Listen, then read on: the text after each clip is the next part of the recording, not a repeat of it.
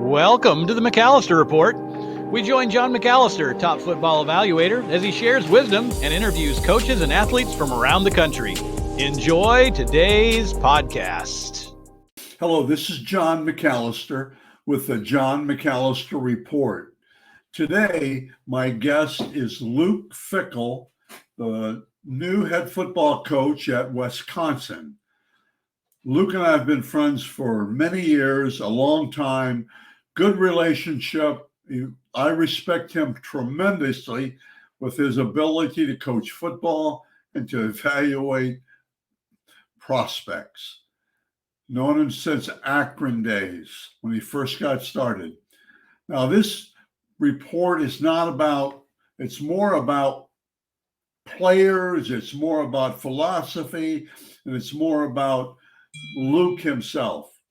So sit back and enjoy my podcast with Luke Fickell.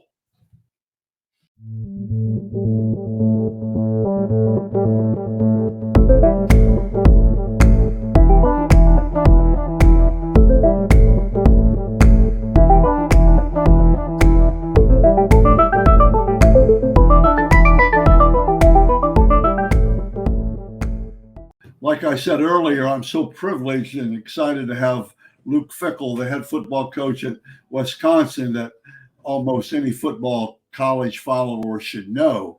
But Coach Fickell and I go way back, his wrestling days in high school. And the first time I really remember talking to you, Luke, was at Akron. We were up on the Rubber Bowl and I was talking to you. And I think I even asked you a little bit about your goals back then. So you remember that time, I hope. I remember the time at Akron. I've known you for a while. This was you guys. I know that I've known you for a while, and we've talked football, we've talked recruiting, we've talked young men in particular.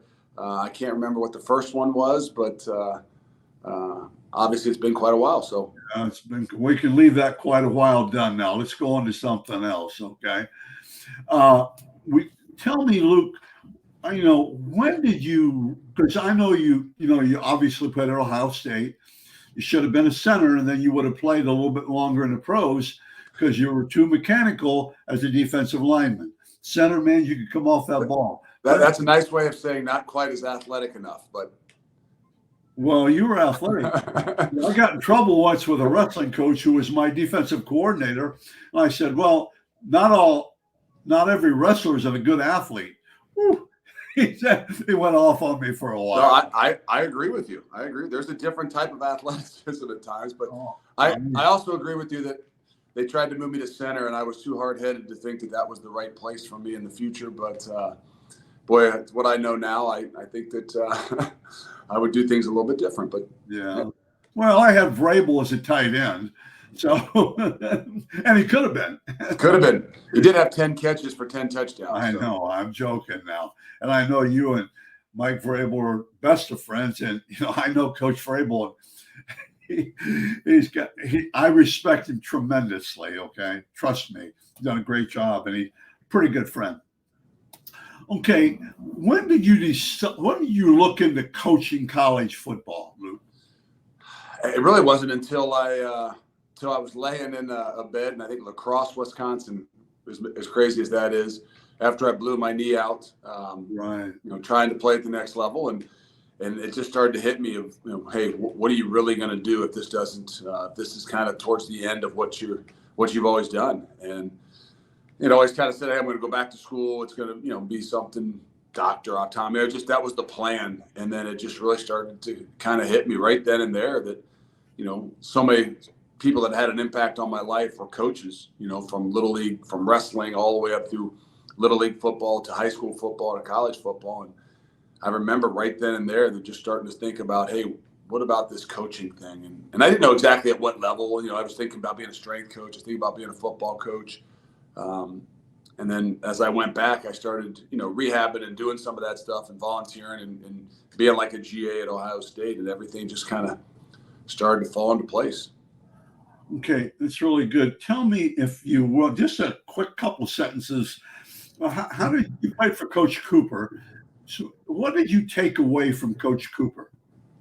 Oh, a million things, but I didn't know that I wanted to be a coach then. So it wasn't like I was studying what it is that he did. I think my time in college, Coach Puggage was a guy that probably had as great an impact on, me deciding to coach, just because he used to say I never felt like, I ever worked a day in my life. I loved what I was doing. So that was something that resonated with me. But as I've reflected a little bit more, Coach Coop, just the type of person. I mean, I think that his ability to allow people to be themselves, and I mean that with their own coaches, to not be like that micromanager. And I think he had a real unique way of being a coach for the coaches, but letting them be who they are.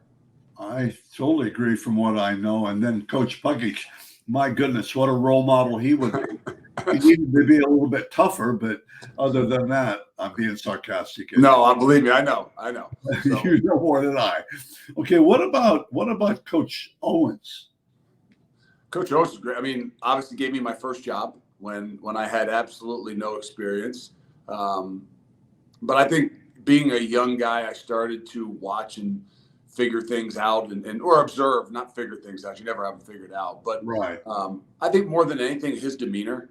I think he was a guy that was, as I got into it a little bit further, Coach Tress, he was a little more similar in that way that, wasn't too high, wasn't too low, very consistent in what he was doing as a leader, had a big picture vision as opposed to just a day-to-day vision. Okay. Well, then it brings me to Coach Trussell then. Coach with Coach Trussell, and then you coach with Coach Meyer. Tell me about Coach Trussell real quickly. Consistency. I think there's nobody that's more consistent in everything that they do. And if I said, what's the number one thing in leadership that you got to be, and I would say consistent. And I think authentic is probably the next one. A million things, but I would say for the greater picture of it, consistency, authenticity, and then, just the ability to treat people the way they should be treated, meaning that, like, whether you were the defensive coordinator, whether you were the starting quarterback, or whether you were the GA or the walk-on, his ability to, treat everybody the same way is quite a ability, quite a characteristic that is hard, and so probably the greatest leader I've ever been around. Okay. Tell me, what did you get from Coach Meyer? I think that there's the greatest, to me, a motivator. If you said to me, like, who's the best motivator you've ever been around, I would say Coach Meyer. I think that his ability to, to apply pressure when pressure is needed, his ability to motivate on a daily basis, to coaches, to players, I think that just that intensity and urgency is critical in programs today. So above everybody else, I think that the best motivator I've ever been around is Coach Meyer. Intensity, I think was huge with him.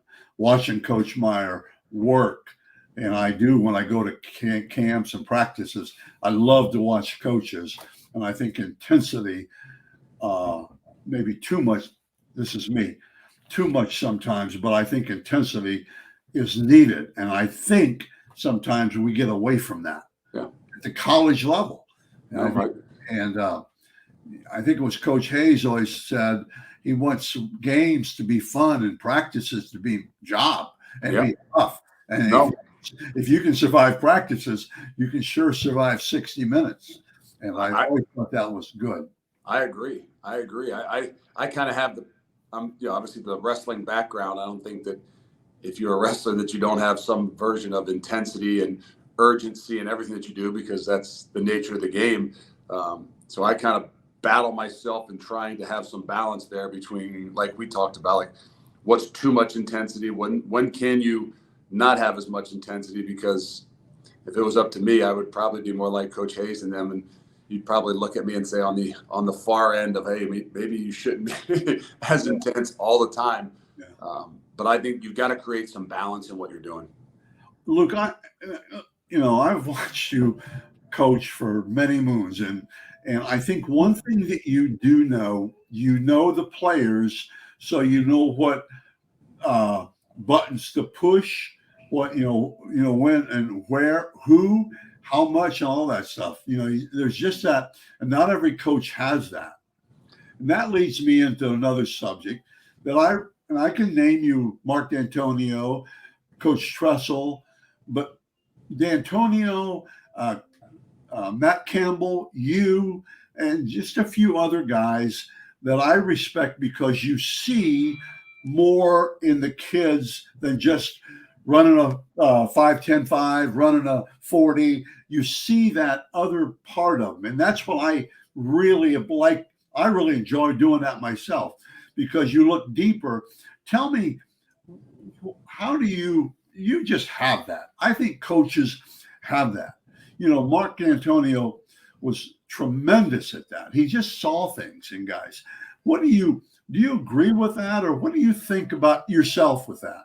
No, I think it's obviously there's some awareness to what you're doing, but also knowing and understanding what it is that you want to coach and you want to build, whether it's your own group of guys or your defense or your program around. And so you're looking for certain things. And yes, we all want size and speed and things like that, but I think there's a lot of other intangibles that make great football players.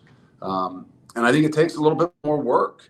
It takes more work of diving in and getting to know people and kids and, a little bit of their background and things like that. That's why for me, it's always been, not that I've been a bunch of places, but I think that first year or two, when you're in a new place, for me, it's a little bit more difficult because I don't know what some of those buttons are. I haven't sat in some of those homes. I don't have some of those relationships that are deeper than just the football field to, have a better grasp of what this person, this kid, this young man is going to not only do when he's on the field, but what he's going to do over the next 3 to 5 years. I think I want to assume, I want to try to evaluate, I want to try to assess what it's going to look like in the future based on more so what's inside that chest and head as opposed to just what's on the film. Oh my, for sure. And I always joke, I use the analogy, most guys are going to get you the 4th and 1, 0-0 on the 1 yard line. If the score is 40-0, they're going to get it. Yeah. Now, if it's 0-0 or 7-6, are they going to get it? And I just think that's so huge, and everything. Okay, you talked about assistant coaches.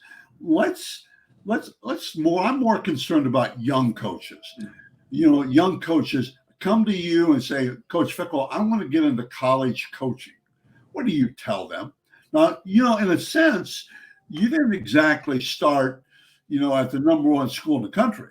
In Akron, Lee was building, and you were there for a while. Yep. So you've seen that, analogy where you mow the football field. It's kind of thing, that's phrase. But what do you look for in assistant coaches? What do you tell them? Well, the first thing I tell them, and a lot of times it's former players that come to you and say they want to coach, and I tell them to run.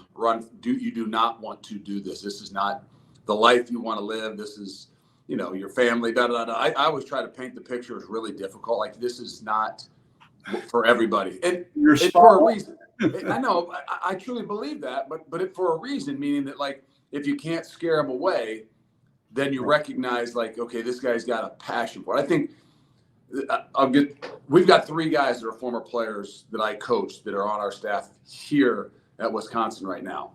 And I did the same thing to them. Hey, don't do this. Because I think that you can get misled a little bit, and especially nowadays, because things have changed a little bit more, meaning like I'm not saying higher profile, but obviously the salaries and the money and things are far different than even it was 20 years ago. And I think that can, lead somebody down the wrong road, as opposed to, hey, why do you want to do this? Do you really have a passion for the game? Or is it, hey, look at how much you can make in this profession nowadays?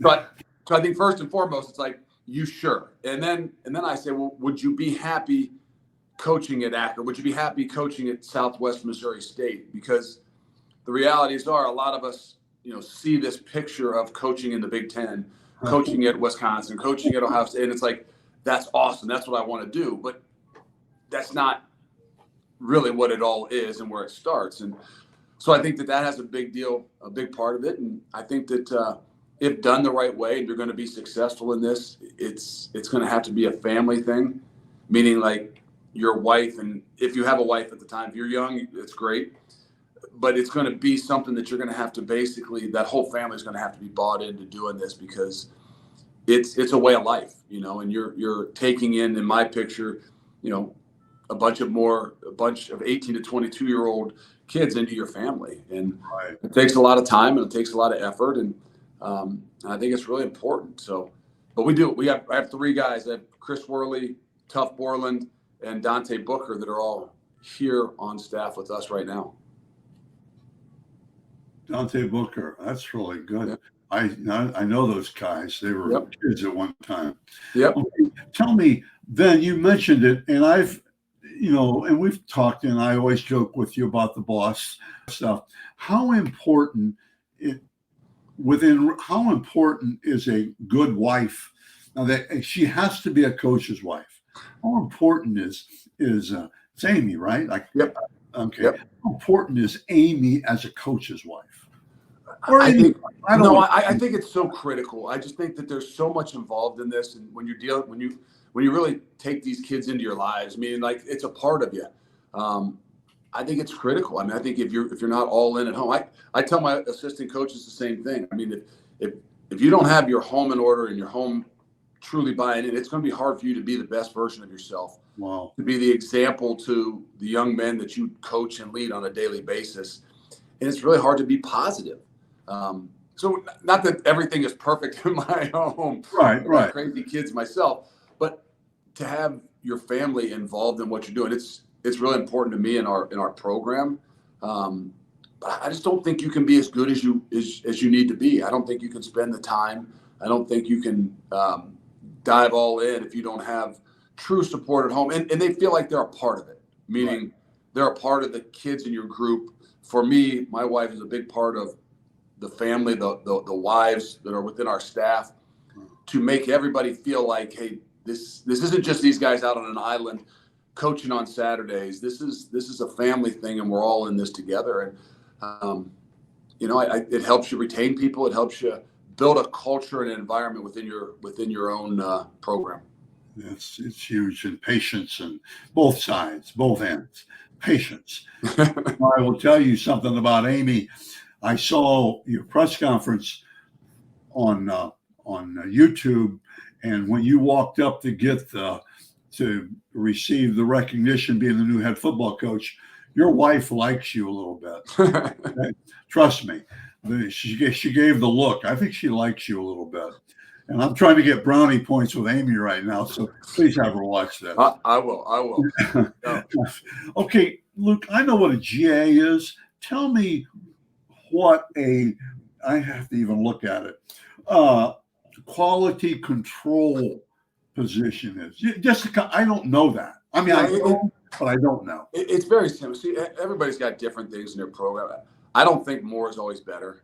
I don't think having 35 coaches is the best thing for the kids, to be honest with you. Too many voices, too many different opinions.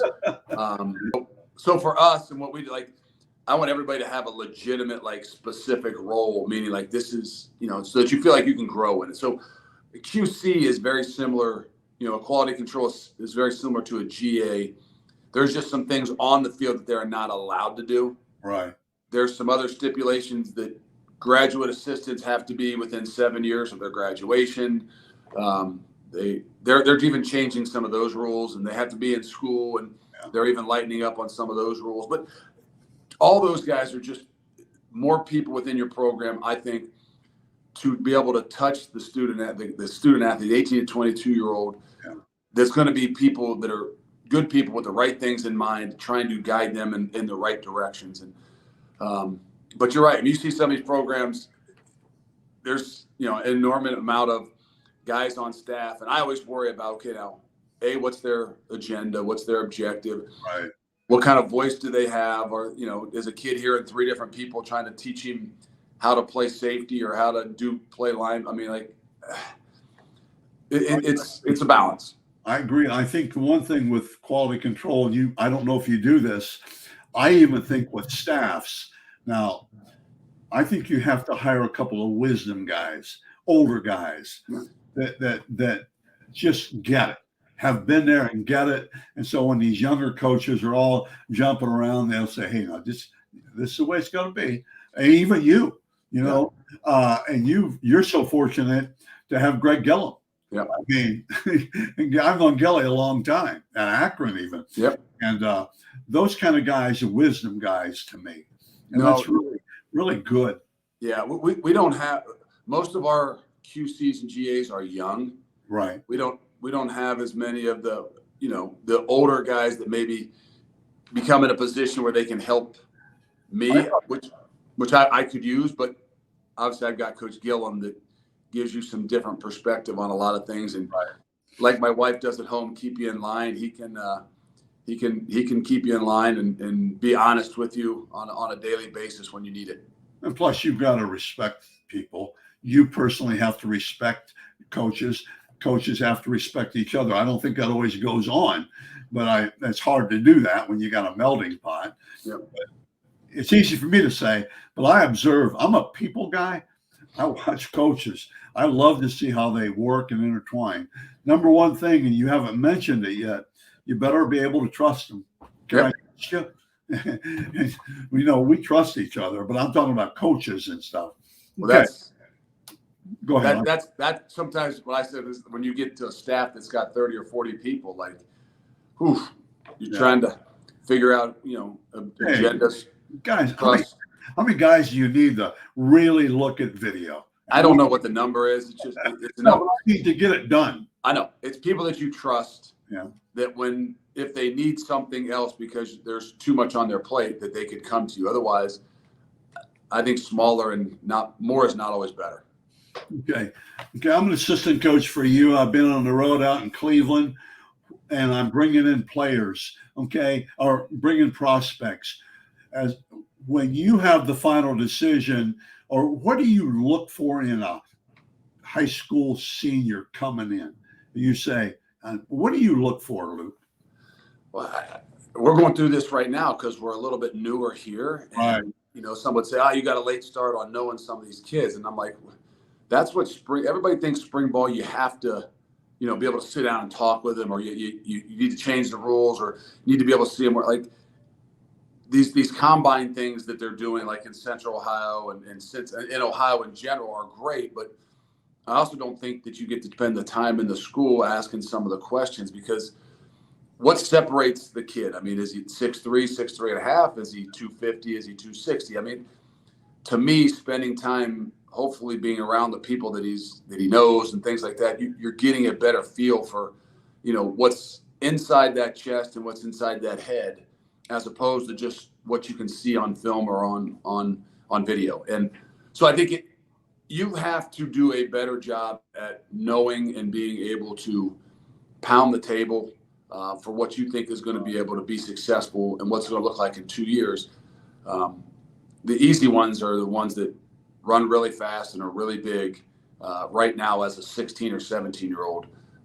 The ones that you want to find are the ones that in 2 more years are going to look completely different. So what do you look for as far as, I think these camps are really neat. I think college camps, summer camps that you guys will have and everybody has, because what I do, most people can tell physically what a guy looks like. And to me, a 40-yard dash tells you 2 things. He's either fast or slow. You can watch how he runs it and tell a lot. I think that's huge. But what else do you look for in the makeup, maybe mentally? Yeah, no, I think that first and foremost, you're trying to figure out what kind of passion does a guy have for the game. Okay. And I think that tells you a lot. Now, it's not easy to figure out, but passion meaning, like, do they love the grind? Do they love the weight room? Do they love the things that come along with football? Because there's only 12 guaranteed games a year in college football, and you're going to work out 289, 200, 300 days a year. That's different. That's different than guys that are even playing 3 sports in high school, or playing baseball and playing football, or playing basketball and playing football, because there's a lot more activity. And then all of a sudden when you go down to 1. So if you can really figure out what kind of passion they have to be. That's hard, isn't it? It is. But that's why you got to dive in and trying to assess what they're going to look like in 2 years. based on, how talented are they and how much have they had to work at it. So I think more so the passion, the love for the game. Are they tough enough? And I mean that not just physically, because you can put on a film and see if they're physically tough. Do they have some mental toughness, and do they have some emotional toughness to what it is that they're doing? And then I'm a big guy that I believe more in athleticism as opposed to just straight speed. Like great corners, wide receivers. Okay, yes, give me a 100-meter dash, or tell me what they ran the 40. But everybody else, hey, it's a game of change of direction. It's a game of acceleration. It's a smaller box game. Like, show me athleticism and bend more so than, well, the guy runs for whatever. The guy's, vertical jumped, whatever. I'm like, okay, is he athletic enough? That's good. We're going to finish in a minute because it's 25 minutes and it goes so fast. and I'm so interested in what you say. There are two things a joke I would tell you. I knew a kid, a player 5-6 years ago, went to the University of Michigan. He was from a smaller school in Ohio, and he's done really well. But he told me, he said, when I was in high school, we'd practice in the morning, take a break, come back, practice in the afternoon. And I mean, this is not unique to Michigan. It was just a true example. And he said, well, I got up here, and he said, we get here at 7:30 in the morning, and we leave at 10:30 at night. He said, that's all we do. Yeah. So I'm thinking about passion. And he said, plus I'm blocking all Americans. But the passion is so hard for me sometimes. But if you watch closely, I think you can see it a little bit. No, you can. I mean, and the other thing, Coach, is just watching the drills sometimes. Do they finish? I saw a kid down Ohio State, a player a few years ago, more than that. You were assistant coach 10 years ago probably. But he was a big lineman, and he got smacked the first time on the O-line, D-line drill. He went back, and he let 4 guys pass him before he went again. So that scares me a little bit. Oh, yeah. He was supposedly a 4-star. Shoot. Let's go. All those things you're watching and evaluating as opposed to what's on tape. Oh, for sure. That's why I like going to basketball games and watching guys. Oh, for sure. Not just how they play, but how they interact. All those intangible things that, that you're trying to figure out. What's he going to be like when he's thrown into 24 hours a day, or the length and the intensity of what's going to be in a different program. That's what you're trying to see. And those guys that have always been the best, those guys that were groomed as a little kid as the quarterback, that has never not been the backup before in their life. Like, there's a time when I worry about those kids. I want the guy that's had to fight his butt off to get where he is, and he's the one that's going to continue to fight to get where he needs to go. Okay. Coach Fickell, I appreciate you so much. I appreciate this time. I feel so good about this interview. I mean, it wasn't the one that probably fans want to listen to, but there's so much for kids' development here, okay? Appreciate you very much, Luke. Thanks, John. Appreciate it. Thanks for having me.